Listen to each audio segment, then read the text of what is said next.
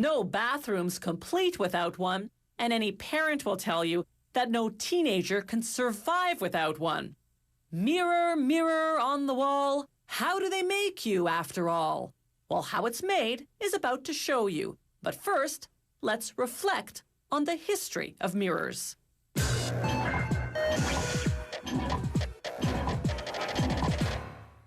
The earliest mirrors were curved pieces of highly polished metal, such as brass or bronze. They're even mentioned in the Bible.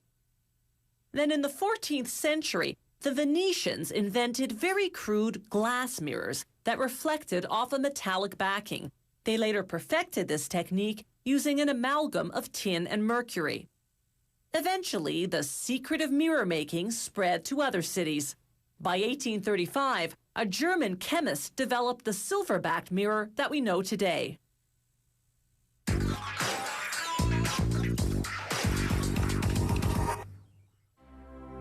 A mirror starts out as clear glass.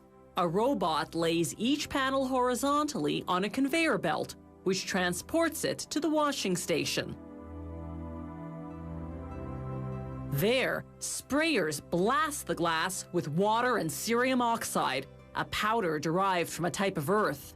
Rotating brushes scrub and polish both the top and bottom surfaces, removing oils and other contaminants. This washing process takes about a minute per panel. Next, sprayers rinse the glass with piping hot demineralized water, demineralized because the minerals in plain tap water would damage the metals they apply next. The first metal is liquefied tin, which goes on what will be the back of the mirror. It allows the second metal, silver, to adhere because silver won't stick directly to glass. The silver is also in liquid form, mixed with a chemical activator. Within seconds of interacting with the tin, it hardens, and as it does, you begin to see a reflection. It's this silver backing that transforms clear glass into a mirror. Sprayers rinse off the excess silver, which gets recycled back into the system. The factory will seal this silver backing with 2 coats of paint. Paint by itself, however, isn't enough to protect the silver in the long term, so they first spray on a layer of copper.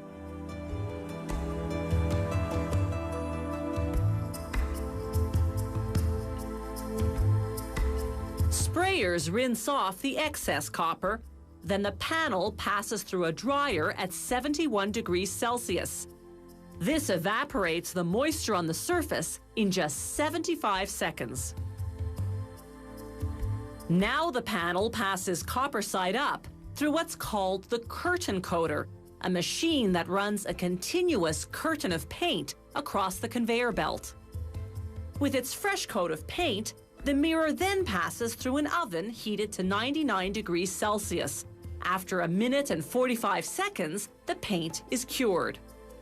Now the second coat of paint. There's no reason for the different color other than to differentiate the coats.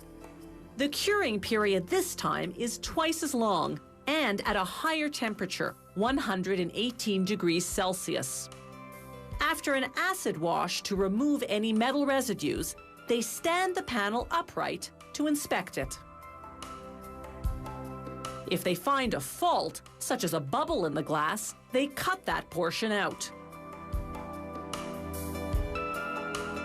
The factory now cuts these large panels into whatever size and shape the customer has ordered, using a special mirror cutting machine that's precision guided by computer software.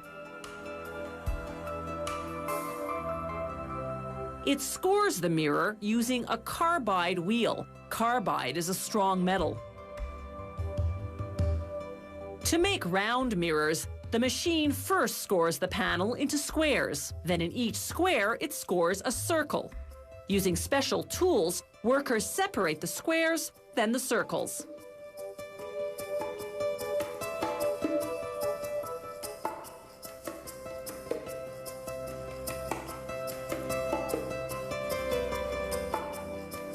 To make beveled mirrors, they use what's called the shape bevel machine. First, it carves out the edge, then polishes it to a shine using concentrated cerium oxide, a stronger version of what they used earlier to clean the glass surface before plating it with metals. Mirror factories also ship whole panels to shops that do the cutting themselves. A fragile feat that's certainly not for the superstitious.